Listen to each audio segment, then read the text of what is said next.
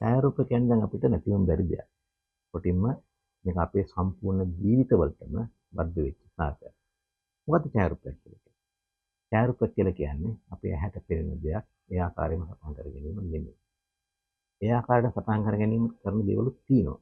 ඒවා තමයි ප්‍රවෘත්ති ඡායාරූප කරනවා. ෆොටෝජෙනිසම් කියලා කියන්නේ. ඒකෙදි කිසිම නිර්මාණ ශිල්පියෙකුට තමන් හිතපු දෙයක් නිර්මාණය කළ ඉදිරිපත් කරන්න බෑ. නමුත් ඡායාරූප කලාවේදී නැත්නම් පික්ටෝරියල් ෆොටෝග්‍රැෆි කියන එකේදී නිර්මාණ ශිල්පියෙකුට සම්පූර්ණ නිදහසක් තියෙනවා. තමන් දැකපු දෙයක් මම දකින්නේ මෙහෙමයි කියලා හිතලා වෙනස්කම් කරලා ඒක සටහන් කර ගැනීමේ අයිතිය.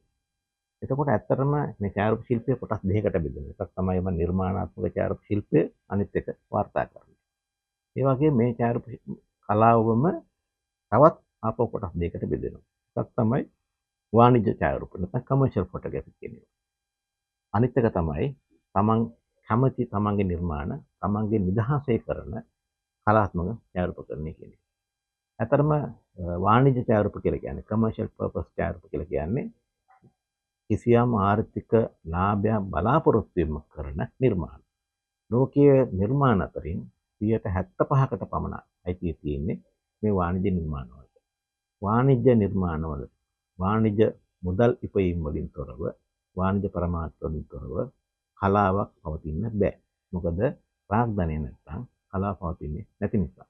ඒ නිසා වාණිජ්‍ය ඡායාරූපකරණය කරා කියලා කිසිම ප්‍රශ්නයක් වෙන්නේ නැහැ.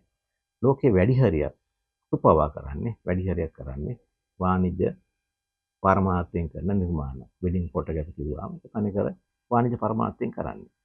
ඉවෙන්ට් එකක් කිව්වත් එහෙමයි. ප්‍රොඩක්ට් ෂූට් එකක් කිව්වත් එහෙමයි. ෆුඩ් ෆොටෝග්‍රැෆි කිව්වත් එකයි. වැඩි හරියක් තියෙන අපිට ඒවා.